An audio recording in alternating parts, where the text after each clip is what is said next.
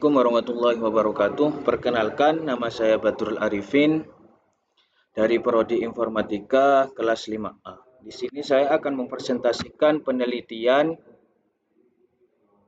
yang berjudul Pengembangan Sistem Deteksi Intrusi untuk Meningkatkan Keamanan Jaringan IoT pada Lingkungan Rumah Pintar berbasis Machine Learning. Langsung saja pada bab 1 pendahuluan, yaitu pada poin pertama latar belakang menjelaskan perkembangan pesat teknologi Internet of Things telah mengubah berbagai aspek kehidupan sehari-hari, termasuk konsep rumah cerdas. Dengan semakin luasnya koneksi perangkat IoT, muncul celah kerentanan yang dapat dieksploitasi oleh pihak yang tidak bertanggung jawab. Perangkat IoT umumnya terbatas dalam hal daya pemrosesan, penyimpanan, dan energi, sehingga rentan terhadap serangan cyber seperti distributed denial of service, spoofing, dan lain-lain. Penelitian mengenai sistem deteksi intrusi pada lingkungan Internet of Things umumnya memanfaatkan berbagai metode, mulai dari pendekatan eksperimental, pengembangan sistem, teknik pembelajaran mesin, dan lain-lain. Dalam penelitian sistem intrusi pada lingkungan IoT, setiap metode memiliki keunggulan dan keterbatasan. Pendekatan eksperimental memberikan gambaran kinerja IDS yang objektif melalui pengujian algoritma seperti SVM, Random Forest, dan CNN. Tetapi membutuhkan daya komputasi besar serta dataset IoT yang sering tidak memadai. Metode pengembangan sistem seperti prototyping atau SDLC mampu menghasilkan IDS yang terstruktur dan mudah diuji di lingkungan nyata. Namun proses cenderung memakan waktu dan bergantung pada kualitas dokumentasi. Adapun metode machine learning dan deep learning menawarkan akurasi deteksi yang lebih tinggi dan mampu beradaptasi dengan pola serangan baru, meski tetap menghadapi kendala kebutuhan data besar serta konsumsi sumber daya yang tidak selalu sesuai dengan keterbatasan perangkat IoT. Dalam metode yang digunakan yaitu pendekatan eksperimental berbasis machine learning dan deep learning untuk sistem deteksi intrusi pada IoT, terdapat sejumlah kendala yang perlu dicermati. Salah satu persoalan utama adalah keterbatasan dataset IoT yang sering tidak menggambarkan kondisi serangan nyata, sehingga kemampuan generalisasi model menjadi lemah. Selain itu, algoritma seperti CNN, RNN, dan transformer membutuhkan komputasi tinggi. Sementara banyak perangkat IoT memiliki batasan daya dan kapasitas pemrosesan. Pengujian yang dilakukan pada lingkungan simulasi pun belum tentu mencerminkan situasi lapangan secara akurat. Di samping itu, model ML cenderung kesulitan mendeteksi serangan baru yang tidak ada dalam data penelitian dan berpotensi mengalami overfitting ketika jumlah data terbatas. Kompleksitas integrasi IDS dengan perangkat IoT juga menambahkan tantangan karena memerlukan konfigurasi teknis yang cukup rumit. Penggunaan machine learning dalam pengembangan sistem deteksi intrusi pada lingkungan IoT mampu memberikan deteksi serangan yang lebih adaptif. Namun, terdapat sejumlah tantangan yang perlu dicermati. Salah satu persoalan utama adalah kebutuhan akan dataset yang besar, bervariasi, dan berkualitas. Sementara data serangan pada IoT umumnya minim, tidak seimbang, dan kurang menggambarkan kondisi sebenarnya. Di samping itu, proses pelatihan model menuntut kapasitas komputasi yang tinggi sehingga kurang ideal bagi perangkat IoT yang memiliki batasan daya memori dan kemampuan pemrosesan. Kompleksitas model utama algoritma berkarakter black box seperti CNN atau XGBox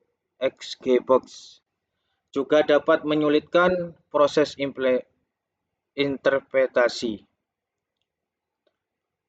Selain itu, Kinerja model sangat dipengaruhi oleh pemilihan fitur yang tepat yang memerlukan tahap praproses dan penyetelan parameter secara mendalam.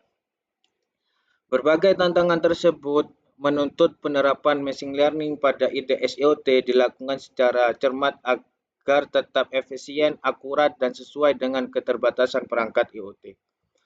Tujuan penelitian ini adalah merancang sistem deteksi intrusi yang lebih adaptif dan efektif untuk lingkungan Internet of Things melalui penerapan metode machine learning. Penelitian ini diarahkan untuk meningkatkan ketepatan identifikasi serangan, memperkuat kemampuan sistem dalam mendeteksi anomali, serta mengoptimalkan performa model agar tetap ringan saat diterapkan pada perangkat IoT yang memiliki keterbatasan komputasi. Selain itu, studi ini berfokus pada penyempurnaan proses pemeliharaan fitur, pengolahan data, dan evaluasi model sehingga IDS yang dibangun mampu memberikan perlindungan yang lebih stabil, cepat merespon, dan sesuai dengan dinamika serta kerentanan jaringan IoT. Baik, pada poin yang kedua, identifikasi masalah. Yang pertama, perangkat IoT sangat rentan terhadap ancaman cyber. Keterbatasan dalam kapasitas komputasi, penyimpanan, dan daya pada perangkat IoT membuatnya mudah diserang oleh berbagai jenis ancaman seperti DDoS, subversifing, dan lain-lain, yang pada akhirnya menyebabkan keamanan serta privasi pemakaiannya. Sistem deteksi intrusi konvensional tidak cukup efektif di lingkungan IoT. Yang kedua, pendekatan IDS yang bergantung pada tanda tangan gagal mengidentifikasi serangan baru atau zero day, sedangkan teknik deteksi anomali seringkali menghasilkan false positif yang tinggi dan memerlukan pembaruan profil secara terus-menerus. Yang ketiga, model pembelajaran mesin saat ini belum ideal untuk perangkat IoT. Banyak model ML yang diterapkan dalam IDS membutuhkan sumber daya komputasi yang signifikan seperti CNN dan model deep learning lainnya, sehingga tidak cocok dengan perangkat IoT yang memiliki batasan sumber daya. Yang keempat, kekurangan generalisasi dan kemampuan adaptasi model ML di situasi IoT sebenarnya. Penelitian sebelumnya biasanya hanya menekan pada jenis ancaman spesifik atau menggunakan dataset yang tidak berubah, sehingga model yang dikembangkan kesulitan menyesuaikan diri dengan perubahan ancaman dan variasi perangkat IoT di dunia nyata. Yang kelima, hambatan dalam menerapkan IDS berbasis ML secara real-time pada IoT. Kompleksitas model ML serta durasi inferensi yang lama menjadi rintangan utama dalam mengimplementasikan sistem deteksi intrusi berbasis ML secara langsung, khususnya pada perangkat IoT yang memerlukan reaksi cepat konsumsi sumber daya yang rendah.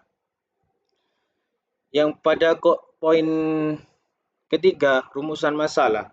Yang pertama, apa langkah-langkah untuk membangun sistem deteksi intrusi IDS yang menggunakan pembelajaran mesin bersifat adaptif dan dapat mengenali berbagai jenis serangan termasuk yang belum pernah ditemui sebelumnya dalam ekosistem Internet of Things. Yang kedua, bagaimana cara meningkatkan performa model pembelajaran mesin supaya bisa beroperasi dengan lancar pada perangkat IoT yang memiliki batasan dalam hal komputasi, penyimpanan, dan konsumsi energi. Pada poin ketiga, tujuan penelitian yang pertama, merancang sistem deteksi intrusi yang didasarkan pada pembelajaran mesin bersifat adaptif dan efektif dalam mengidentifikasi berbagai macam ancaman termasuk serangan zero day yang belum diketahui dalam ekosistem Internet of Things. Yang kedua, meningkatkan performa model pembelajaran mesin supaya bisa diterapkan dengan lancar pada perangkat IoT yang terbatas dalam hal daya pemrosesan, penyimpanan, dan konsumsi energi sambil mempertahankan tingkat akurasi deteksi yang tinggi. Pada poin kelima, manfaat penelitian. Ada beberapa manfaat penelitian. Yang pertama, manfaat teoritis. Manfaat teoritis ini mencakup 3 poin. Yang pertama, menawarkan referensi akademik tentang model IDS berbasis pembelajaran mesin yang fleksibel dan hemat sumber daya untuk ekosistem IoT. Yang kedua, memperdalam pengetahuan ilmiah terkait teknik optimasi model ML seperti kompresi model dan penggunaan gadget computing dalam konteks perangkat dengan batasan sumber daya. Yang ketiga, berfungsi sebagai dasar untuk riset selanjutnya yang mengeksplorasi pengembangan IDS yang lebih sederhana, responsif, dan mampu menyesuaikan diri dengan evaluasi ancaman cyber komputer. Yang kedua, manfaat praktis. Pada manfaat praktis mencakup 4 poin. Yang pertama, menyediakan sistem deteksi interaksi berbasis pembelajaran mesin yang lebih efektif dalam mengidentifikasi serangan cyber termasuk ancaman zero day. Yang kedua, menghasilkan model ML yang ringan dan efisien sehingga cocok untuk diterapkan pada perangkat IoT dengan keterbatasan komputasi, memori, dan energi. Yang ketiga, meningkatkan akurasi deteksi dan menurunkan tingkat falsificatif sehingga operasi perangkat IoT menjadi lebih stabil dan terlindungi. Yang keempat, mendukung penerapan IDS secara langsung melalui teknik optimasi yang mempercepat waktu inferensi dan mengurangi penggunaan memori. Yang poin ketiga, manfaat bagi pengguna dan industri. Pada manfaat bagi pengguna dan industri ada 3 poin. Yang pertama, meningkatkan keamanan privasi dan keandalan sistem IoT di berbagai sektor seperti rumah cerdas, kesehatan, energi, manufaktur, dan transportasi. Yang kedua, membantu pengembangan dan produsen IoT untuk mengintegrasi sistem keamanan yang efektif tanpa perlu perangkat keras performa tinggi yang mahal. Yang ketiga, mengurangi resiko kebocoran data, penyalahgunaan informasi, dan serangan yang dapat mengganggu kelancaran layanan IoT. Lanjut pada poin keempat, manfaat bagi peneliti. Dalam poin keempat pada manfaat bagi peneliti ada 3 poin. Yang pertama, mengembangkan, melatih, dan mengevaluasi model pembelajaran mesin pada perangkat dengan batasan sumber daya. Yang kedua, merancang strategi optimasi model ML agar sesuai dengan lingkungan IoT sesungguhnya. Yang ketiga, memperluas wawasan tentang tantangan dan solusi keamanan cyber di era Internet of Things.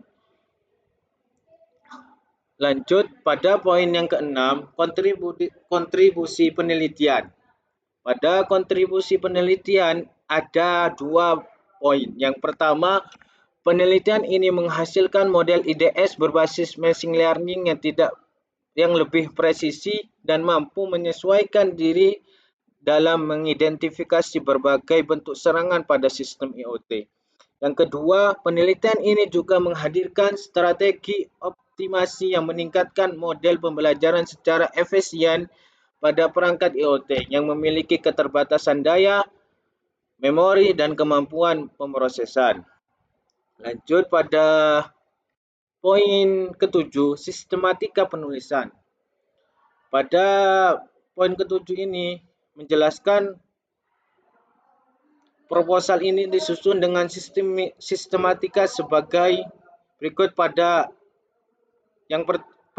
bab 1 pendahuluan berisi latar belakang, rumusan masalah, tujuan penelitian, manfaat dan kontribusi penelitian, serta sistematika penulisan.